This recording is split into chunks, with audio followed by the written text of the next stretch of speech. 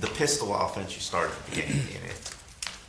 When is it used? What's the pros and cons to its usage, and why is it a right fit for these two backs? Sometimes it helps hide run pass.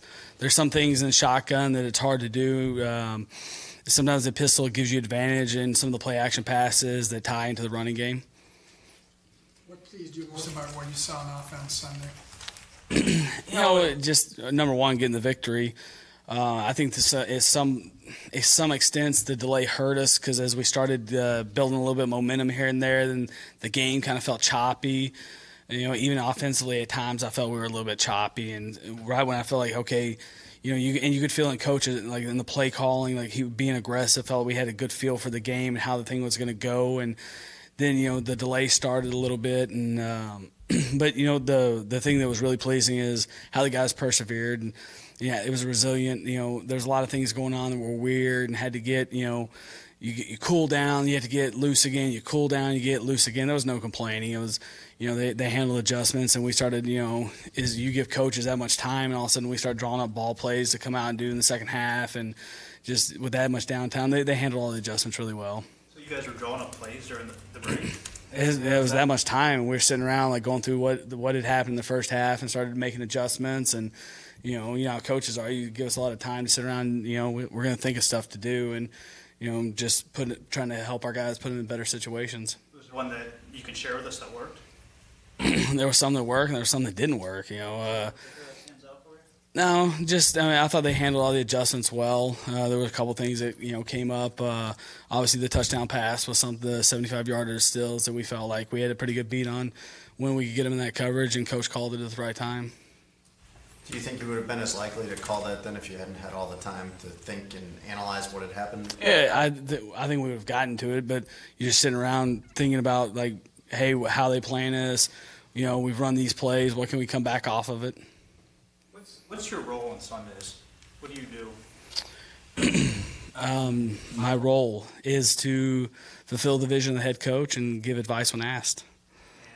And anything specific you can share as to what you do? No, just it's a unique role because we have a play calling head coach, and as the offensive coordinator, I'm there to when he is talking to defense, and obviously there's a lot of back and forth between Adam and I on the headset, and between the quarterbacks obviously play a big role with Ryan on game day, and just fulfilling in wherever I need to fill in. Do you remind him of stuff that you guys have talked about earlier in the week that he wanted to get to and may not have at that point? Yeah, we go back and forth throughout the series, as the series is going, in between series, what they're doing, the adjustments we need to make.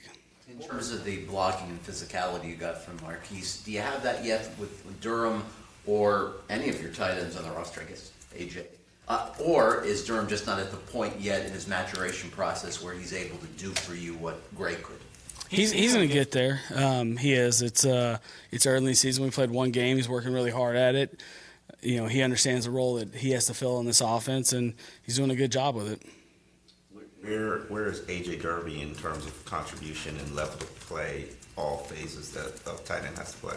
Hey, he's doing a good job doing what we're asking to do, and he's playing some at Y, which at point of attack, and he's playing some as the F, as the pass catcher, and he's going to continue to fulfill that role. And there'll be plays that we have in for him each week that we think that he's better than the other two at, and there's plays that Mike's going to have that we feel like just utilize his strengths more.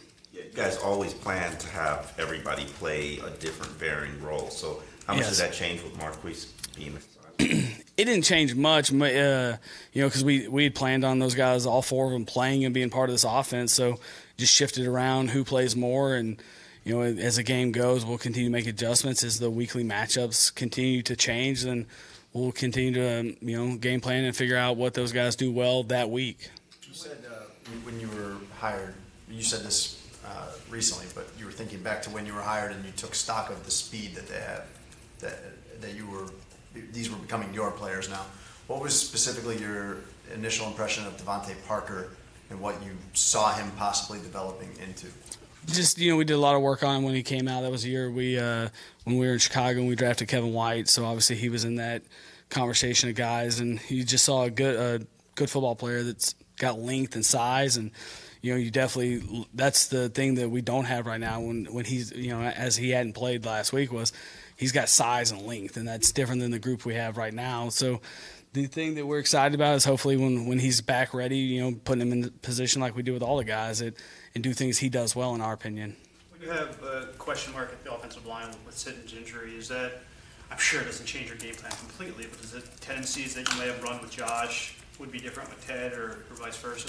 Well, definitely, if there was something where if we weren't going to have Josh or any of our guys, we'll look at, what the other guys do well, we try to put them in situations to be successful. And obviously New York's got good inside players, and some weeks the matchup would be different.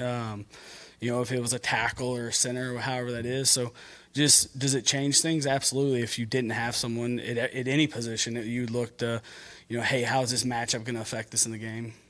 Can you describe how the sense of appreciation for what Frank Gore is as a running back changes when you get to see him live on your team as opposed to either on TV or when you're coaching the other team? I think I probably feel the same way that you guys feel for the last 14 years. I mean, he's been a prominent player in this league, and he's an unselfish player. He's a team-first player. And just the way he goes about his business in a professional mannerism and works, and he wants to practice every day, and our guys have done a really good job, managing him and giving him reps when he needed or take a day off when he needed.